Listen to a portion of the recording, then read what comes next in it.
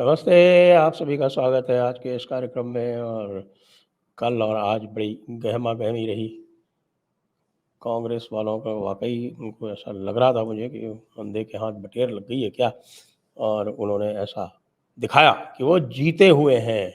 और मोदी तो वहाँ एक प्रकार से धोखे से बैठा हुआ है। इस प्रकार का एक वातावरण चित्रित करने का प्रयास किया, उसका उत्तर मोदी जी ने दिया। तो ये तो एक बात है।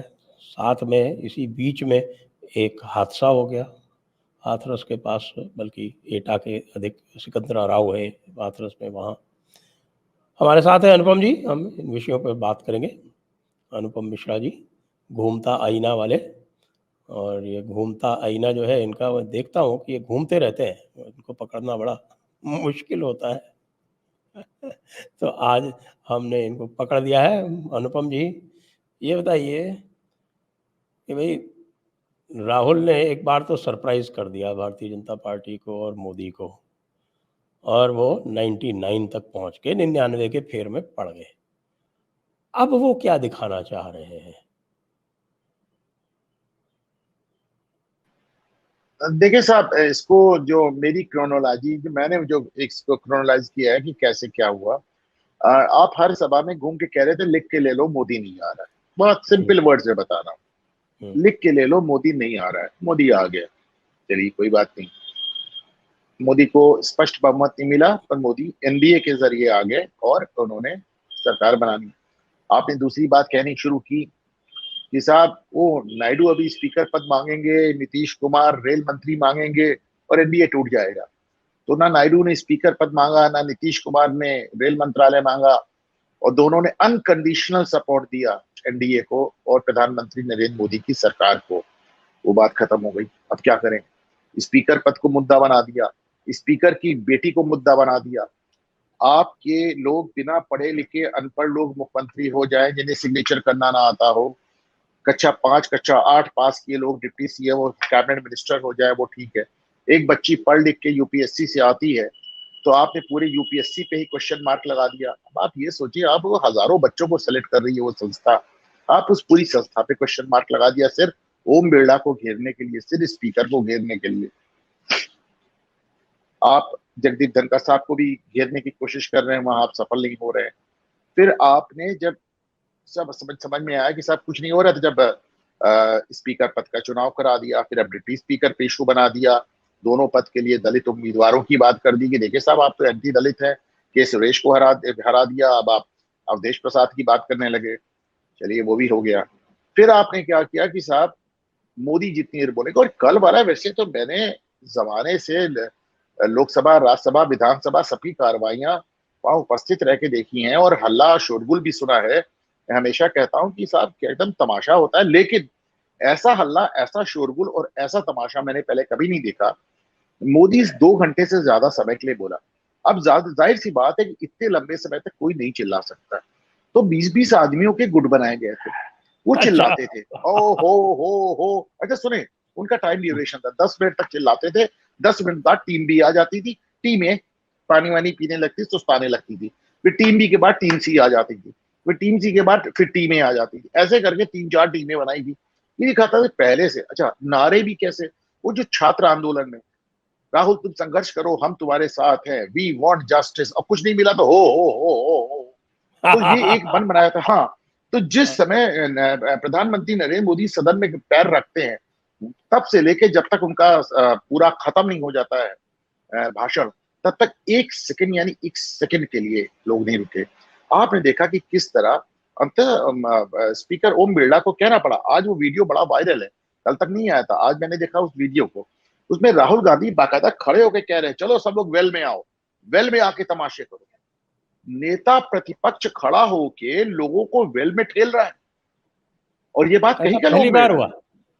पहली बार कहा ये बात ओम बिरला ने कि साहब ये पहली बार मैं देख रहा हूं कि नेता प्रतिपक्ष खड़े होके पर्सनली लोगों को वेल की तरफ डाइवर्ट कर रहे हैं, उनको उकसा रहे, कह रहे जाओ वेल में। वो आप आज वो वीडियो है, वो अगर आपके पास हो तो आपको दिखाना चाहिए। आज वो वायरल है ट्विटर पे, जहां पे वो खड़े होके बाकायदा लोगों को ठेल रहे हैं। आज फिर राज्यसभा में भी हुआ, लेकिन कल चूंकि बड़ी आलोचना हो गई, तो आज राज्यसभा में उन्होंने आधे घंटे हल्ला मचाया, फिर वॉकआउट कर दिया। तो कुल मिलाकर इसका कारण क्या है? कारण ये है कि साहब, हम कहते रहे कि लिख के ले लो, मोदी नहीं आएगा, मोदी आ गया। हम कहते रहे कि एनडीए टूट जाएगा, नहीं टूटा। हम कहते रहे कि मोदी दबाव में है, लेकिन मोदी तो, उन्होंने सारे मंत्रियों को रिपीट कर दिया। तो कहा कि साहब अब क्या करें?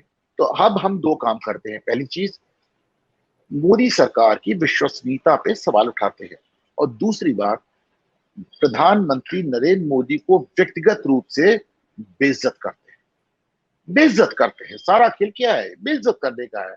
आप परसों का देखें, परसों तो मोदी बोल भी नहीं रहे थे, लेकिन जब वो संसद से जा रहे थे तो महुआ मोइत्रा चिल्ला रही थी, अरे कहां जा रहे हो, मुझसे डर गए क्या, लौट के आओ, मेरा भाषण तो सुनो। इमेजिन, कब आपने ऐसे देखा? कल आपने देखा वो जो टीएमसी के सांसद है कल्याण कल्याण बैनर्जी, वो खड़े होकर ओम बिरला का मजाक बना रहे थे। सुंदर सुंदर हीरोइन है, पर उनसे सुंदर आप है, हम तो आपको ही देखते हो। पीछे आप देखे महुआ मोइत्रा हंस हंस के लोटपोट हुए। अब एक खुले, ये एक, मैंने इस पे कल ट्वीट भी किया था कि साहब, जिस किसी को भी अब संसदीय लोकतंत्र पे भरोसा है, वो टीवी खोल के देख ले क्या हो रहा है, वो भरोसा उड़ जाएगा। मैंने इसको कहा था कि पॉलिटिकल साइंस में अराजकतावाद यानी कि एनार्की भी पढ़ाई जाती है, ये भी एक फॉर्म ऑफ गवर्नेंस है। पर किसी ने मुझे सही टोका, कहता भी अराजकतावाद में तो किसी के पास ताकत नहीं होती, ये तो माओवाद है, इसको मैं नक्सलवाद कहता हूँ। ये प्योर की या ताकत होगी तो सिर्फ हमारे पास रहेगी और किसी के पास नहीं रहेगी। अर्बन नक्सल्स का पूरा जो एक इकोसिस्टम है और कांग्रेस की जो बैकिंग है, उसको आपको सब नजर आ रही है। और ये इकोसिस्टम सिर्फ देश में नहीं है, देश के बाहर तक पूरा आपको नजर आता है। न्यूयॉर्क टाइम्स, वॉशिंगटन पोस्ट जैसे अखबार हमारे चंद्रयान और हमारे मंगलयान का मजाक गाय और भैंस खड़ी करके करते हैं, बर्दाश्त के बाहर है। अभी इसरो ने साहब अभी कुछ साल पहले एक सैटेलाइट लॉन्च किया था, वो वर्ल्ड रिकॉर्ड बना था, क्योंकि एक सिंगल लॉन्च से उन्होंने 107 सैटेलाइट्स को कक्षा में स्थापित किया था। उस 107 सैटेलाइट्स में 93 सैटेलाइट्स अमेरिका के थे, बाकी फ्रांस के, जर्मनी और जापान के थे। तो सवाल ये हो रहा है कि साहब, England, France, Germany, Japan, America, इनको अपने सैटेलाइट हमसे भिजवाने की जरूरत क्यों पड़ी? टेक्नोलॉजी तो साहब वही है जो सस्ती हो जाए, तभी उसके मायने हैं। जैसे एक बार प्रधानमंत्री नरेंद्र मोदी ने कहा था कि जितने पैसे में आपने ग्रेविटी फिल्म बनाई, उतने पैसे में तो हमने मंगलयान भेज दिया, उससे कम पैसे में। तो हम इतने कम पैसे में ये काम इतने परफेक्शन के साथ कर रहे हैं कि आपको हमारे पास आना चाहता है कि साहब हमारा सैटेलाइट आप अंतरिक्ष में छोड़ दें। लेकिन आपको बर्दाश्त भी नहीं है कि जिन काले लोगों से, जिन जिन गुलामों से कल तक हम जूते साफ करवा रहे थे, वो आज हमसे बेहतर साइंस एंड टेक्नोलॉजी में है। आपको ये बात बर्दाश्त नहीं है कि 50 साल पहले जिन लोगों को हमने जानवरों के खाने का अनाज भेजा था क्योंकि वो भूखे मर रहे थे, आज वो वर्ल्ड की 5वें नंबर की इकोनॉमी है और वो हमको फ्री में कोविड का वैक्सीन दे रहे हैं। आपको ये बर्दाश्त नहीं है कि सारी वैक्सीन फेल हो गई, वो वैक्सीन नहीं फेल हुई। तो आप जाहिर सी बात है, वो एक पुराना एक स्पोर्ट है कि साहब ईर्ष्या तो ना गई मेरे मन से, आप इसको ले नहीं पा रहे हैं। और जाहिर, आप एक चीज और बताए संजय साहब, आप देखें इंदिरा गांधी गिरफ्तार हुई, पूरी दुनिया में कोई हंगामा हुआ। अभी हाल में देखें हेमंत सोरेन इतने दिन से जेल में, कोई गिरफ्तार। केजरीवाल के कंधे पे आपने हाथ रखा तो फ्रांस, जर्मनी, ब्रिटेन, यूएसए, यहां तक कि यूनाइटेड नेशन से बयान आ गया। क्यों आ गया था? केजरीवाल उस गुट को रिप्रेजेंट करते हैं जिस गुट के नेता जॉर्ज सोरोस कहते हैं कि मैं $1 बिलियन, टीवी पे कहते हैं, वीडियो पे कहते हैं, कैमरे पे कहते हैं कि हमने $1 बिलियन मोदी सरकार को गिराने के लिए रखा है। ये पूरा वही इकोसिस्टम है जिसकी महफिल में राहुल गांधी विदेश में जाके कहते हैं कि साहब पूरे देश में पेट्रोल छिड़क दिया गया है, बस सिर्फ माचिस दिया सलाई जलाने की देर है। तो रूल इट और रूइन इट, राज करेंगे या बर्बाद कर देंगे। मैं फिर से याद दिला दूं आपको कि आज तक पिछले करीब 8 दशक में कांग्रेस सत्ता से जो सबसे लंबी दूरी तक बाहर रही वो 8 साल रहा है, 1996 से लेकर 2004 तक। उसमें 8 साल में 6 साल अटल जी प्रधानमंत्री रहे, 1 साल गुजराल और 1 साल देवगौड़ा। ये उनका, ये पहली बार वो 10 साल बाहर रहे और अब 15 साल का रिकॉर्ड होने जा रहा है। जिस आदमी को आप हारा हुआ बता रहे हैं वो 240 सीट लेके आए हैं, और जिस आदमी को आप जीता हुआ बता रहे हैं उसके पिछले 3 चुनाव मिलकर 200 नहीं होते। पिछले 3 चुनाव मिलकर 200 नहीं होते। और जैसा कि प्रधानमंत्री नरेंद्र मोदी ने लोकसभा में कहा कि कांग्रेस की 3rd लार्जेस्ट हार है, तीसरी सबसे बड़ी हार 2014 में थी, फिर 2019 में थी, तीसरी ये। लगातार 3 बार आप 3 फिगर नहीं छू पाए, लगातार 3 बार आप 100 सीट नहीं ला पाए, और आप जीत गए। कारण है 99 नंबर लेके आया है बच्चा। वही वही बात, लेकिन कारण है इनके अगल बगल एक ऐसा सेट है जिसने कभी खुद चुनाव नहीं लड़ा, लड़ा तो सुपड़ा साफ हो गया। वो अपनी रोजी रोटी के लिए गांधी परिवार पे डिपेंड करते हैं। फिर वो जयराम रमेश हो, वेणुगोपाल हो, सुप्रिया श्रीनेत हो, पवन खेड़ा हो, इन लोग की रोजी रोटी गांधी परिवार से चलती है। तो ये साहब उनके गुब्बारे में हवा भरते रहते हैं। वाह वाह जी वाह वाह, कमाल कर दिया, 99 सीट लिया, वाह वाह। तो अच्छा, जहां तक गांधी परिवार का सवाल है, उनको भी सपोर्ट चाहिए, उनको भी ये सपोर्ट चाहिए। गांधी परिवार जो आज की तारीख में सबसे ज्यादा डरा हुआ है, वो नेशनल हेराल्ड केस से डरा हुआ है। मैं बार बार, मैंने आज के शो पे भी कई बार कहा है कि नेशनल हेराल्ड केस इसलिए डरावना है क्योंकि जिस सुप्रीम कोर्ट से, जिस हाई कोर्ट से अतीक अहमद और मुख्तार अंसारी जैसे माफिया को जमानत और रिलीफ मिलती है, उन हाई कोर्ट और उन सुप्रीम कोर्ट से भी राहुल गांधी और सोनिया गांधी को रिलीफ नहीं मिली। इनको डिस्ट्रिक्ट कोर्ट पे सरेंडर करना पड़ा, अपनी गिरफ्तारी देनी पड़ी और जमानत पे आना पड़ा। इस कदर ओपन और शट मामला है। लेकिन ये मोदी सरकार की कमजोरी रही है कि वो मुकदमा सुब्रमण्यम स्वामी ने दर्ज किया था, आपका उसमें कोई रोल नहीं था। लेकिन पिछले कितने साल से घिसट रहा है। अरे भाई, उसको फास्ट ट्रैक करिए, उसको एमपीएमएलए कोर्ट में ले जाइए, फास्ट ट्रैक कोर्ट में ले जाइए, इसको तय कराइए आप। तो आप गांधी परिवार के खिलाफ जो आपका मुकदमा था, आपने उसको आप मतलब स्लो कर दिया। अखिलेश यादव, मुलायम सिंह के खिलाफ जो मुकदमा था, उसको आपने सीबीआई के जरिए सुप्रीम कोर्ट में हलफनामा देके वापस ले लिया। आपको लग रहा था कि जब तक राहुल गांधी नेता हैं तब तक नरेंद्र मोदी को कोई दिक्कत नहीं, क्योंकि कंपैरिजन में नरेंद्र मोदी हमेशा उनके मुकाबले 21 नहीं 25 पड़ते हैं। लेकिन एक कहते हैं ना, रस्सी यावत जात है सिल पर पड़त निशान। राहुल गांधी की बातों का भी धीरे धीरे असर होने लगा, क्योंकि इस देश में एक बहुत बड़ी तादाद में ऐसे लोग भी मौजूद हैं जिनको हर हालत में मोदी और भाजपा को हारते हुए देखना है, फिर उसके लिए उन्हें राहुल गांधी को ही वोट क्यों ना देना पड़े। सके जी, वो तो बात आप सही कही, लेकिन जो अभी बात कही जा रही है कि वो इकोसिस्टम को ऐसा सबक सिखाएंगे और करप्शन के खिलाफ जो है वो बहुत कड़ी कार्रवाई करेंगे, और जो पिछले 10 वर्ष में किया, ये सब बातें दोबारा रिपीट हुई, पिछले 10 वर्ष में किया वो ट्रेलर था। तो इसके आगे क्या? देखिए, नरेंद्र मोदी ने चुनाव के दौरान इंडिया टुडे ग्रुप को इंटरव्यू देते समय यह कहा था कि मैं आपको इकोसिस्टम से मुक्ति दिलाऊंगा। ये बात उन्होंने दोबारा कही थी, चुनाव के पहले कही, चुनाव के बाद कही। तो मैं मान के चलता हूं कुछ है उनके दिमाग में। और इतना लंबा चौड़ा उन्होंने कल भाषण दिया, उनके समर्थकों को बहुत पसंद आया। शोले का डायलॉग, साइकिल की कहानियां, सब बहुत पसंद आई मुझे। मैं पहले भी सुन चुका हूँ, मुझे बहुत समझ में नहीं आया। वो हमेशा से व्यंग्यात्मक आक्षेप करते रहे, तंज करते रहे, उसमें कोई नई बात रही। इकलौता जो मेरा टेक अवे था कल नरेंद्र मोदी की स्पीच से, उनका वो वादा जो उन्होंने चुनाव के दौरान किया था कि मैं इस इको सिस्टम को ध्वस्त कर दूंगा। हम देखेंगे, जी। हम देखेंगे वो दिन की जिसका वादा है, हम देखेंगे।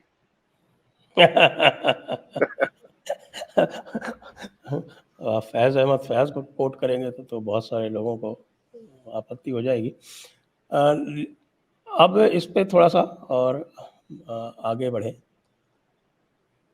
जो भी समस्या उत्पन्न हुई है वो एडमिटेडली, मुख्यतः मैं ये मानता हूँ, वैसे तो छोटे मोटे लॉसेस आप और भी कहीं कह सकते हैं, लेकिन मुख्यतः उत्तर प्रदेश और हरियाणा, उत्तर प्रदेश और महाराष्ट्र की वजह से है, जहाँ पर कुल जमा उन्होंने मिला के 50 सीटें जो है वो लगभग खोई। तो अभी आपको कोई अंतर दिखाई पड़ रहा है आगे चल के? क्या योगी जी को फ्री हैंड मिला है? देखें, उत्तर प्रदेश में उपचुनाव होने वाले हैं 10 सीटों पर। माना जा रहा है कि 18 लोगों का एक ग्रुप बना है, योगी जी उसके इंचार्ज बनाए गए हैं। माना जा रहा है कि भाजपा ने भी अपनी हार से कुछ ना कुछ सबक लिया और इस बार टोटली योगी जी को फ्री हैंड दिया गया है उपचुनाव के लिए। योगी जी को भी बहुत कुछ साबित करना है। उनके राज्य से भाजपा का बहुमत रुका है। जितनी सीटें उनके राज्य से कम हुई हैं, उतनी सीटों से भाजपा का स्पष्ट बहुमत रुका है। योगी जी को साबित करना है, केंद्र सरकार को भी अपना भरोसा साबित करना है। फ्री हैंड भी मिल रहा है। मेरा अपना मानना है कि उपचुनाव बहुत कुछ बताएंगे। क्योंकि याद रखिए कि जितने क्षेत्रीय दल हैं, फिर वो अखिलेश यादव हो, लालू यादव हो, ममता बनर्जी हो, कोई भी हो, केंद्र के चुनाव तो इनके लिए सिर्फ नेट प्रैक्टिस होता है। असली चुनाव तो इनका राज्यों का चुनाव होता है। बनना सबको मुख्यमंत्री है, अपने अपने राज्यों में अपनी अपनी सरकारें चलानी है। तो ऐसे में अखिलेश यादव आज भी उनका निशाना 2027 पे मैं हमेशा कहता हूं। और 2027 का चुनाव कैसे जाएगा, किस तरफ जाएगा, उपचुनाव इसमें एक बहुत बड़ी, जिसे कहना चाहिए, इंडिकेटर होंगे। सामान्य तौर पे उपचुनावों को सरकार का उपचुनाव माना जाता है, पर इन 10 सीटों में 5 सीटें समाजवादी पार्टी से खाली हुई, 5 या 6 सीटें। तो ऐसे में यहाँ पे उपचुनाव कैसा होगा, किस तरह होगा, देखना बहुत दिलचस्प होगा। और फाइनली आपके चीफ सेक्रेटरी साहब जो है वो 2.5 वर्ष बाद उनका एक्सटेंशन जो है वो रुक गया, इससे क्या समझा जाए? देखिए, आप खुद एक आईएएस अधिकारी रहे हैं और आपको मालूम है कि जिस दिन एक आईएएस अधिकारी मसूरी से लौट के आता है और अपनी पहली ज्वाइनिंग लेता है, उस दिन से एक उसके दिमाग में एक ख्वाब रहता है, ख्वाब मान लें, खप्त मान लें, कुछ मान लें, कि साहब एक दिन हम कैबिनेट सेक्रेटरी या चीफ सेक्रेटरी बनेंगे। ये उनकी जिंदगी का एक ड्रीम होता है, क्योंकि वो नौकरशाही का सर्वोच्च पद है। जब आप सब नौकरों के ही शाह हो रहे हैं, तो उसमें भी आप सर्वोच्च पद तक जाना चाहते हैं, तो उनका एक ड्रीम होता है। ऐसे में जब आप किसी भी चीफ सेक्रेटरी या कैबिनेट सेक्रेटरी या किसी भी अधिकारी को, मैं आईएएस की बात नहीं कर रहा हूं, मैं, आप देख ले, कहीं भी देख ले, किसी भी जगह अगर आप लोगों को एक्सटेंशन देते हैं, तो बहुत ढेर सारे अधिकारियों के करियर पे एक पूर्ण विराम लग जाता है। मैं समझता हूँ, जाहिर सी बात है कि एक बैच में एक ही आदमी चीफ सेक्रेटरी होता है ना, सबके सब तो नहीं हो सकते। लेकिन आप उनको वहां तक पहुंचने भी ना दें, आप उनको सिर्फ एक्सटेंशन देते रहें, तो मुझे एक्सटेंशन वाली राजनीति से हमेशा मुझे गुरेज रहा है। मुझे लगता है कि एक्सटेंशन दो कारणों से नहीं मिलने चाहिए। एक तो जब आप किसी को एक्सटेंशन देते हैं, तो बहुत ढेर सारे लोगों के साथ आप खिलवाड़ करते हैं। दूसरी बात, जब आप किसी को एक्सटेंशन देते हैं, तो परोक्ष रूप से आप इस बात को स्वीकार करते हैं कि आपके पास इतना योग्य आदमी दूसरा नहीं है। आपकी इतनी लंबी चौड़ी वर्क फोर्स में दूसरा योग्य शख्स है ही नहीं, और ये बात मैं मानने से इनकार करता जी, वो तो है, क्योंकि इनको एक बार नहीं, 2 बार नहीं, लगभग 3 बार एक्सटेंशन दिया हूं। गया। नहीं, एक चीज इसमें मैं और जोड़ूंगा, डीएस मिश्रा साहब को जो एक्सटेंशन मिल रहा था केंद्र से, माना जाता था कि डीएस मिश्रा केंद्र के लाए हुए आदमी, माना जा रहा था कि डीएस मिश्रा को योगी आदित्यनाथ के ऊपर थोपा गया है। अभी जो हमारे चीफ सेक्रेटरी बने हैं, वो योगी आदित्यनाथ जी की पर्सनल पसंद बताए जाते हैं। तो ये एक बहुत बड़ा अंतर आया है, बहुत जबरदस्त अंतर आया है कि जमाने बाद योगी आदित्यनाथ को अपना मनपसंद चीफ सेक्रेटरी मिला है, डीएस मिश्रा को वो केंद्र द्वारा अपने ऊपर थोपा जा रहा था। जी हाँ, और डीएस मिश्रा देखिए 84 बैच के थे, उन्होंने पूरा 85 रिटायर कर दिया, 86 रिटायर कर दिया, यही बात, 87 यही बात। भी उन्होंने प्रदेश से तो रिटायर कर ही दिया। 87 के जो 2 ऑफिसर्स जो बचे हैं, वो दोनों केंद्र में हैं, वो उत्तर प्रदेश नहीं आने वाले हैं। अब 88 में भी मनोज कुमार सिंह का ही 1 वर्ष से ऊपर कार्यकाल बचा था। और 13 दूसरे महीने का कार्यकाल है। 13 महीने का कार्यकाल बचा है। वो जो रजनीश दुबे इनसे ऊपर थे, वो तो अगस्त में रिटायर हो रहे हैं, इसलिए निश्चित रूप से उनको नहीं बनाया जा सकता था। तो ये कहा जाए कि जो सीनियर मोस्ट है उसको इन्होंने बना दिया, और संयोग से वो उनके पसंद के भी हैं। ये कहना उचित होगा? नहीं, बिल्कुल उनके पसंद के नहीं है, ये संयोग नहीं है, ये संयोग नहीं है, क्योंकि ये एक ऐसा पद है जिसमें जूनियर सीनियर सब कोई भी बन सकता है। आपने देखा है कुछ पद इसलिए रखे ही जाते हैं कि चीफ सेक्रेटरी से सीनियर आदमी हो तो कहाँ भेजेंगे, जल निगम भेज देंगे, चेयरमैन बोर्ड ऑफ रिवेन्यू भेज देंगे, ऐसे तमाम पद हैं, समाज कल्याण आयुक्त भेज देंगे। ये कुछ ऐसे पद बनाए गए हैं जो कि चीफ सेक्रेटरी से सीनियर ऑफिसर्स के लिए होते हैं। ऐसा कोई संयोग नहीं है, ये प्रयोग है संजय जी, ये संयोग नहीं, प्रयोग है। ये योगी आदित्यनाथ को फ्री हैंड देने का पहला कदम। तो फ्री हैंड उनको दिया गया है, उन्होंने छीन कर लिया है। ये तो अपना अपना नजरिया है, ये तो अपना अपना नजरिया है। मेरा मेरा अपना मानना है, देखिए मेरा अपना मानना है कि योगी आदित्यनाथ अपने आप में एक ब्रांड हो चुके हैं, इसमें दो राय नहीं है। लेकिन ब्रांड होने के बाद भी अगर आपके मुख्यमंत्री रहते, आपके राज्य से, आपकी सरकार की, आपकी पार्टी की सरकार का बहुमत उतनी ही सीट से रुक जाता है जितनी सीट आपके यहाँ से हारी जाती है, तो मुझे लगता है कि कहीं ना कहीं कुछ ना कुछ जिम्मेदारी आपकी भी बनती है। देखिए, निश्चित रूप से अब ये बनती है कहना बहुत क्योंकि अजीब हो गया है, तो मेरी बात आप इसको समझें कि योगी साहब को फ्री हैंड इस बार मिला है, और उपचुनाव के लिए ही आप इसको मान लें कि सबसे बड़ा फ्री हैंड है। और कुंवर सिंह साहब तो वैसे भी 13 महीने में अगले साल रिटायर हो जाएंगे, लेकिन आपको अपनी मर्जी का चीफ सेक्रेटरी मिला है, आप अपनी मर्जी का, आपके पास डीजीपी है, डीजीपी भी योगी की पसंद के हैं, आपके पास अपनी मर्जी का मंत्रिमंडल है। अब आपको कम से कम उपचुनाव में नतीजे देने होंगे। हाँ, लेकिन मंत्रिमंडल तो पूरी तरह से पसंद का नहीं है ना, वो केशव प्रसाद मौर्य को और ब्रजेश पाठक को तो लगा रखा है ना ड्यूटी पर। नहीं, देखिए ना, ऐसे ऐसे ऐसे तो नहीं हो सकता ना कि सिर्फ आपकी पसंद का मंत्रिमंडल हो। भाई, कुछ राजनीतिक बाध्यताएं भी होती, कुछ राजनीतिक बाध्यताएं भी होती है। आपको क्या लगता है कि जो इतना बड़ा मंत्रिमंडल केंद्र में है वो पूरा का पूरा नरेंद्र मोदी की पसंद का होगा? कुछ लोगों को उन्होंने बर्दाश्त भी किया होगा। अच्छा, और अब जैसे ही एक प्रकार से जो बोलते हैं ना कि सर मुड़ाते ही ओले पड़े, जैसे ही ये बात होने लगी कि भाई फ्री हैंड मिल गया है योगी आदित्यनाथ को, वैसे ही एक हादसा हो जाता है हाथरस का, और उसको देखते ही इकोसिस्टम एकदम से एक्टिव होता है, फिर एकदम से ढीला पड़ जाता है। इस हादसे के बारे में क्या कहेंगे आप? इस हादसे के बारे से ज्यादा मैं आपकी उस बात में दिलचस्पी ले रहा हूँ जो आपने कहा, इकोसिस्टम पहले एक्टिव पड़ता है फिर ढीला हो जाता है। एक्टिव इसलिए होता है क्योंकि उन्हें लगा कि साहब हादसे को किसी न किसी तरह राज्य सरकार पर थोपा जा सकता है। ढीला इसलिए पड़ जाता है कि पता चलता है कि बाबा जी, भोले बाबा ब्राह्मण नहीं निकले। ब्राह्मण निकलते तो इकोसिस्टम और चिल्लाता। पता चला भोले बाबा जाटव समाज से आते हैं। पता चला भोले बाबा पहले पुलिस में थे और यौन उत्पीड़न की शिकायत के चलते पुलिस से बर्खास्त हो गए तो जेल चले गए थे। जेल से निकलने के लिए जाटव बाबा ने अपना नाम बदल लिया, भोले बाबा बनकर वो उन्होंने ये सब शुरू कर दिया। पता ये भी चलता है कि उनके खास शिष्यों में जो सबसे बड़े शिष्य थे वो अखिलेश यादव थे। वो वीडियो, वो पिक्चर्स सामने आने लगते हैं, और पता ये भी चलता है कि किस तरह उन्होंने जाटव समाज, दलितों का, ओबीसी का, जो उनकी बहुत संख्या में फॉलोवर है, उनका वोट समाजवादी पार्टी को 2024 के चुनाव में दिलाने का प्रयास किया। ये सब सारे तथ्य सामने आते ही जो इकोसिस्टम एक्टिव होने जा रहा था वो एक्टिव होने से पहले ही ढीला पड़ गया। तो अब मुझे ये भी पता चला है कि बाबा का तो नाम कहीं एफआईआर में आया ही नहीं। बाबा को पुलिस ढूंढ रही है, बाबा को पुलिस छापा मारा है, बाबा फरार है। बाबा का नाम एफआईआर में आया नहीं आया वो एक अलग बात है, पर बाबा को पुलिस ढूंढ रही है। अभी तक मेरा दावा है बाबा गिरफ्तार भी होंगे, बाबा जेल भी जाएंगे। बाबा की पुलिस ढूंढ रही है। बाबा के लेके कई छापे पड़ चुके हैं, बाबा गायब है। और अखिलेश का कोई रिएक्शन नहीं आया।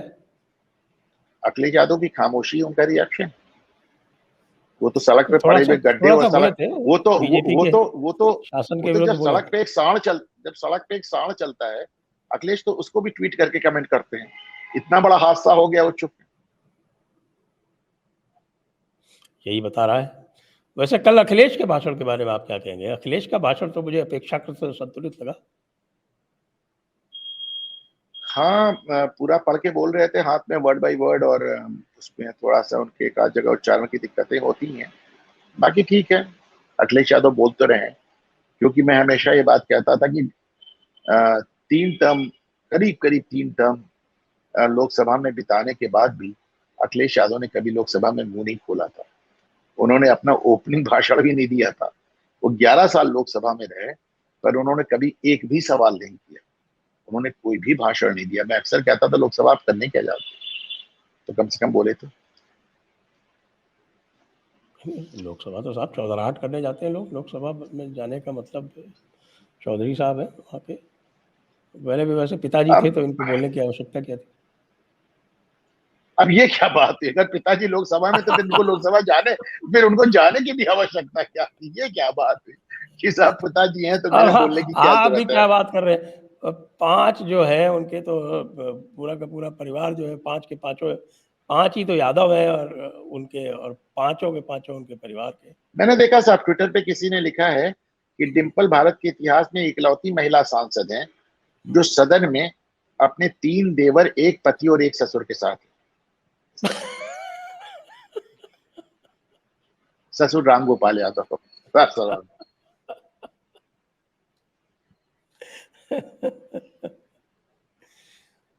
अब आपसे मैं ये पूछूंगा, ये सत्र तो हो गया, अब इस सत्र के बाद अगले सत्र में बजट पास होना है। हम अब बजट में जो कुछ कहा गया है, मैं पूरी जो इससे क्यों है, मैं आपसे अपेक्षा करता हूँ कि जो कुछ भी प्रधानमंत्री ने अपने उत्तर में कहा है लोकसभा में और राज्यसभा में, उससे कोई संकेत मिलता है कि क्या कि बजट में ये क्या करेंगे और किस प्रकार से चीज़ों को आगे बढ़ाया जाएगा। जहां तक गवर्नेंस का सवाल है, मुझे अब तक जो संकेत मिले हैं कि प्रधानमंत्री नरेंद्र मोदी जो पिछले 2 टर्म में जो गवर्नेंस का उनका तरीका था, या फिर जो उनके इश्यूज थे, या जो उनकी सोच थी, उसी को आगे बढ़ाएंगे। मैं कहीं पे बहुत बड़ा यू टर्न लेता नहीं देख रहा हूं। अग्निवीर को लेकर एक चीज मानी जाती है कि सरकार को शायद इसमें रीथॉट हो, क्योंकि राष्ट्रपति के अभिभाषण में भी अग्निवीर योजना का जिक्र नहीं था। बाकी जहां तक बजट का सवाल है, और जो नरेंद्र मोदी साहब का अपना ये एक समाजवाद का तड़का लगा हुआ बजट, मतलब वो तो एक कैपिटलिस्ट बजट जिसमें समाजवाद का तड़का इस तरह पेश करते हैं, और उसमें कोई बहुत मेजर चेंज होने की कम से कम मुझे अभी तक कोई झलक नहीं मिली है। नरेंद्र मोदी ने मंत्री भी रिपीट किए हैं, नरेंद्र मोदी पॉलिसीज भी रिपीट करने जा रहे हैं, नरेंद्र मोदी गवर्नेंस भी रिपीट करने जा रहे हैं। जो थोड़ा बहुत मुझे उसमें अंतर नजर आया है वो ये कि पिछले 1 महीने में जो उनका सबसे फेवरेट जुमला हुआ करता था, सबका साथ, सबका विकास, सबका विश्वास, वो दोहराते नजर नहीं आ रहे हैं। और दूसरा ये कि भारत के इतिहास में पहली बार एकदम मुस्लिम रहित सरकार उन्होंने बना के दिखाई। 5 अल्पसंख्यक लिए, सिख लिए, पारसी लिए, बौद्ध लिए, लेकिन उन्होंने एक भी मुस्लिम नहीं रखा। हमें याद होगा कि 2014 में मुख्तार अब्बास नकवी थे, 2019 में नजमा हेपतुल्ला थी, पर ये एकदम मुस्लिम रहित मंत्रिमंडल है। ये एक नरेंद्र मोदी की इकलौता जो मुझे बड़ा चेंज नजर आ रहा है। बाकी तो मंत्रिमंडल भी रिपीट किया, और पॉलिसीज वो इतना कमिट हो चुके हैं कि मुझे लगता नहीं वो बैकआउट करने जा रहे हैं। अब मुफ्त का अनाज जो ऑलरेडी इतना लंबा वादा कर चुके हैं, इतने सालों तक देना है तो देना है, उसे वापस जाना नहीं है। मनरेगा वो पहले ही कह चुके हैं कि हम हटाने नहीं जा रहे हैं। फार्म लॉस को वो जरूर पीछे लाए हैं, लेकिन सुप्रीम कोर्ट की कमेटी ने पाया था कि 85 से 87% किसान फार्म लॉस को सपोर्ट करते थे, लेकिन जब तक वो कमेटी की रिपोर्ट आई थी तब तक ये फार्म लॉस वापस ले चुके थे। मुझे ये जरूर लगता है कि कृषि कानूनों पे ये सरकार एक बार फिर से प्रयास करेगी। कृषि कानूनों पर एक बार फिर से प्रयास करेगी। अब ये जो मुस्लिम वाला जो मामला है, अब यद्यपि इन्होंने तो कभी वादा नहीं किया, लेकिन जो इनके कोर वोटर हैं उनकी कुछ अपेक्षाएं हैं, और वो अपेक्षाएं विशेषकर से आप जानते हैं वक्फ एक्ट का तो सबसे नंगा नाच आपके इलाहाबाद हाई कोर्ट के परिसर में ही हुआ था। उस वक्फ एक्ट को हटाने से, मंदिरों में स्वायत्तता देने से लेकर, प्लेसेस ऑफ वर्शिप एक्ट को कम से कम जो सुप्रीम कोर्ट ने जो स्टैंड लिया है अभी तक उसको सपोर्ट कर दें। कुछ इस तरह की जो अपेक्षाएं हैं हिंदू समाज की, क्या आप देखते हैं कि ये जो मुस्लिम तुष्टीकरण से दूरी, जो स्पष्ट रूप से तो नहीं, लेकिन हाँ जिसको हम कहते हैं कि बाई निगेशन दिखा रहे हैं, कि उसके बारे में बात ना करके ये स्पष्ट कर रहे हैं कि भाई हम संभवतः ये इस प्रकार का तुष्टीकरण अब नहीं करेंगे। तो ये जो हिंदू समाज की अपेक्षाएं हैं, इन पर कुछ आप सोचते हैं कि ये आगे चलकर कुछ करेंगे? देखिए, जहां तक वक्फ एक्ट हटाने की बात है और प्लेसेस ऑफ वर्शिप एक्ट हटाने की बात है, जाहिर सी बात है उसमें मुस्लिम समाज का देखिए, बड़ा प्लेसेस ऑफ वर्शिप एक्ट तो एक तरह से तो वो इन्फ्रक्चस हो गया है, ये मैं बता दूं। बस उसको फॉर्मलाइज करना है। इन्फ्रक्शियस इसलिए हो गया है क्योंकि कोर्ट ने जब ये होल्ड कर दिया कि भाई किसी भी प्लेस का जो रिलीजियस कैरेक्टर है वो बिना एविडेंस के नहीं तय हो सकता, तो इसका मतलब है तो मुकदमा तो चलेगा, मुकदमा आप नहीं रोक सकते। तो यह आपको यदि ध्यान हो तो ये स्वयं ऑब्जर्वेशन था जस्टिस चंद्रचूड़ का, जब सबसे पहले उनके पास ये काशी वाला मामला गया था।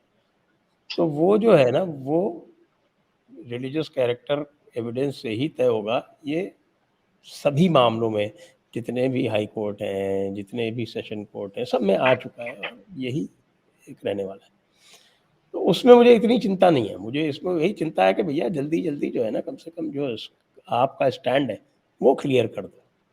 जैसे अलीगढ़ मुस्लिम यूनिवर्सिटी वाला मामला था, आप ध्यान करें, अलीगढ़ मुस्लिम यूनिवर्सिटी वाला मामला सरकार के हाथ में था। सरकार चाहती तो उसको रीइटरेट कर सकती थी।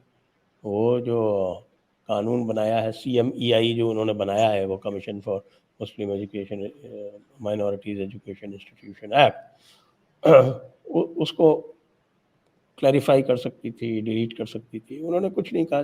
जब मामला सुप्रीम कोर्ट के सामने आया तब वहाँ स्टैंड लिया कि नहीं, ये माइनॉरिटी इंस्टीट्यूशन नहीं है। क्या ये सरकार इन सारे इश्यूज को कोर्ट के कंधे पे रख के ही बंदूक चलाएगी?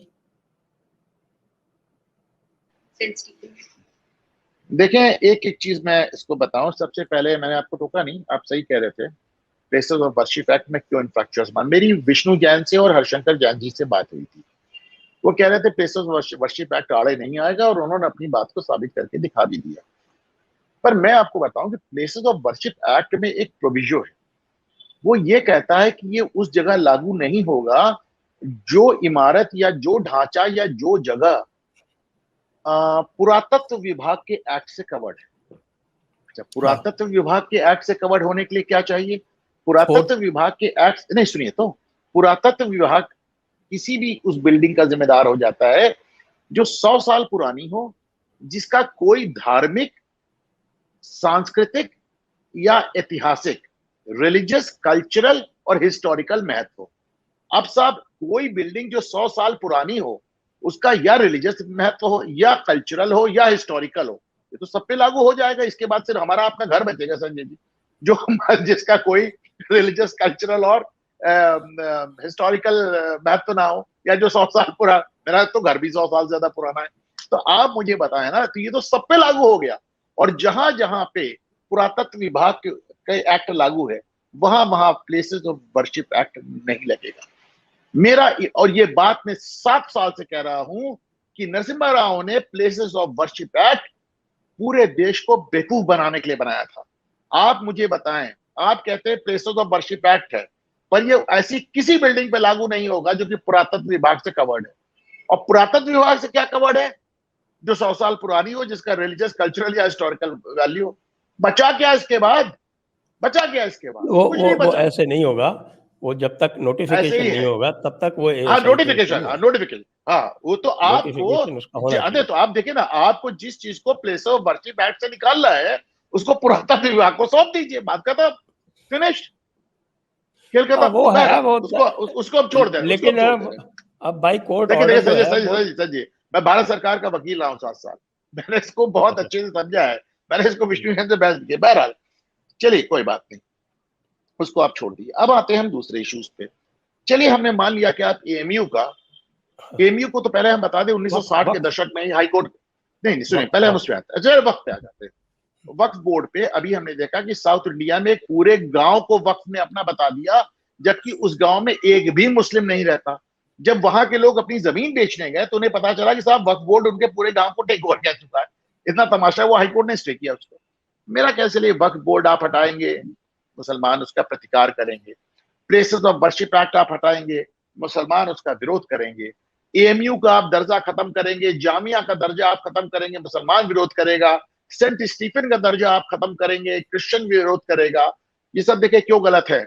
माइनॉरिटी इंस्टीट्यूशन वो होता है जो माइनॉरिटी द्वारा ना सिर्फ बनाया गया हो, बल्कि माइनॉरिटी द्वारा चलाया भी गया हो। तो साहब, आपकी तनख्वाहें आती हैं यूजीसी से, और यूजीसी हमारे टैक्स से चलता है। तो हमारे पैसे से माइनॉरिटी इंस्टीट्यूशन को पैसे दिए जा रहे हैं, तो फिर हम जजिया भर रहे हैं, फिर हम जजिया भर रहे हैं, इसमें हमें कोई संदेह नहीं है। लेकिन चले फिर भी वहां पे आपका विरोध आता है। साहब आपने वादा किया था कि आप हमारे मंदिर आजाद कर देंगे, उसमें तो ना आपका मुसलमान विरोध कर रहा है, ना ईसाई विरोध कर रहा है, ना सिख विरोध कर रहा है, वो क्यों नहीं कर रहे हैं? ये तो आपसे सबसे बड़ी, आप जब हिस्ट्री की बुक चेंज करने की बात करते हैं तो बड़ा विरोध होता है लेफ्टिस्ट, लेकिन आप धीरे धीरे कर रहे हैं उसको। जब मंदिर हमारे क्यों नहीं आजाद कर रहे हैं भाई? आप आपने तो खुद कहा था आजाद कर देंगे, आपकी मांग हुआ करती थी, इसका तो कोई विरोध भी नहीं करता, उसके बाद आप नहीं कर रहे। तो जो मोदी गवर्नमेंट से जो अपेक्षाएं हैं, देखिए जहां तक एएमयू का सवाल है वो सुप्रीम कोर्ट तक पहुंच गया, उसका जो भी इतिहास हो, लंबी चौड़ी शायद 12-13 जजेस की बेंच बन गई है, वो चंद्रचूड़ साहब उसको अपने हिसाब से चलाएंगे, फैसला देंगे। लेकिन बात फिर उसकी नहीं है। आप देखिए 2011 में मनमोहन सिंह की सरकार ने जामिया को डिक्लेयर कर दिया। अच्छा कहा था कि एक यूनिवर्सिटी चल रही थी, आपने उसको माइनॉरिटी डिक्लेयर कर दिया। जैसे ही आपने उसको माइनॉरिटी डिक्लेयर किया, उसमें ओबीसी, एससी, एसटी सारे कोटे खत्म हो गए, सिर्फ एक मुस्लिम कोटा रह गया। सेंट स्टीफन क्यों है भाई माइनॉरिटी इंस्टीट्यूट, बताए? उसके पैसे कौन दे रहा है? उसके चपरासी से लेकर उसके प्रिंसिपल तक के पैसे सारे हमारे टैक्स से जा रहे हैं। क्यों है माइनॉरिटी इंस्टीट्यूट? माइनॉरिटी इंस्टीट्यूट की परिभाषा है जो माइनॉरिटी द्वारा बनाया और माइनॉरिटी द्वारा चलाया जा रहा हो। तो मुझे तो लगता है कि भाई ये बहुत ढेर सारी चीजें हैं। और मैं ईमानदारी से कहूं संजय जी, तो मोदी किस मिट्टी के बने हैं वो जाने, पर मोदी के समर्थकों का धैर्य खत्म हो रहा है।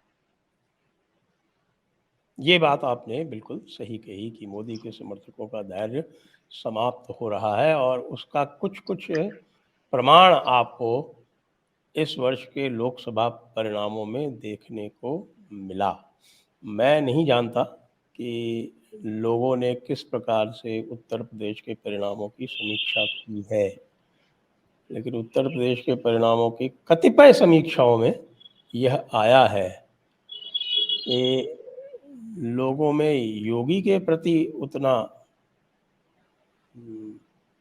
जिसको कहें कि अस्वीकार्यता नहीं थी जितनी कि मोदी के प्रति। यहाँ पहले सीएसडीएस के उसमें आया है कि मोदी की स्वीकार्यता योगी से कम थी। ये सीएसडीएस के रिजल्ट्स में आया है, आपने देखा होगा।